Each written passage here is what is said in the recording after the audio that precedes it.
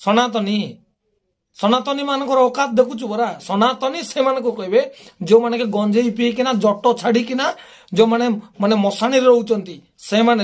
ପ୍ରୟାଗରାଜର ବାବା ମାନଙ୍କୁ ଦେଖ, ନଙ୍ଗଳା ବାବା ମାନେ ନଙ୍ଗଳା ହେଇକି କିଏ ବୁଲନ୍ତି କିରେ? ପଶୁମାନେ ବୁଲନ୍ତି ନଙ୍ଗଳା ହେଇକରି। ମାତ୍ର ତୁମେ ଆଜି ସମାଜକୁ ଏମିତି କରିଦଉଛ ଯେ ସମସ୍ତେ ନଙ୍ଗଳା ହେଇକରି ତୁମର ପରି ବୁଲିବାର ଅଛି। ସେଇଟା ତମକୁ ଇଚ୍ଛା।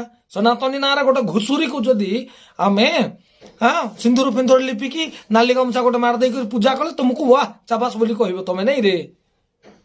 ମାତ୍ର ଗୋଟେ ଲୋକ ସତ୍ୟ ଜାଣିକି ଯୀଶୁଙ୍କୁ ଗ୍ରହଣ କରିବ, ସେ ରହିପାରିବ ନାହିଁ, ତମେ ସହିପାରିବ ନାହିଁ।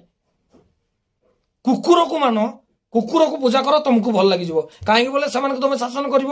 ଏବେ ଆଦିବାସୀ, ଦଳିତ, ପିଛଡ଼ା ଜାତି ସବୁ ସତ୍ୟ ଜାଣିକି ସତ୍ୟ ପଥରେ ଯାଉଛନ୍ତି, ପାଠଶାଠ ପଢୁଛନ୍ତି, ତମର ଭାତିଆ ବନ୍ଦ ହେଇଯାଉଛି।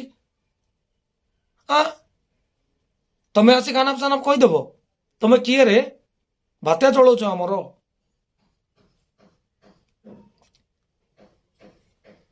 ତମେ ତମକୁ ଇଚ୍ଛା, ତମେ ଗୁଅ ଗଦାରେ ଶୋଉନ, ତମେ ଗୁଅ ଖାଉନ, ତମେ ଅନ୍ଧକାର ରୁହ, ତମେ ପଥରକୁ ପୂଜା କର, ତମେ ଗଛକୁ ପୂଜା କର, ତମେ ତମେ ଯାହାକୁ ପୂଜା କର, କୁକୁରକୁ ପୂଜା କର, ଘୁଷୁରୀକୁ ପୂଜା କର। ଆମେ ତ କିଛି କହିବାର ନାହିଁ ଭାଇ। ତୁ ଆମ ଧର୍ମରେ କାହିଁ କହୁଛୁ?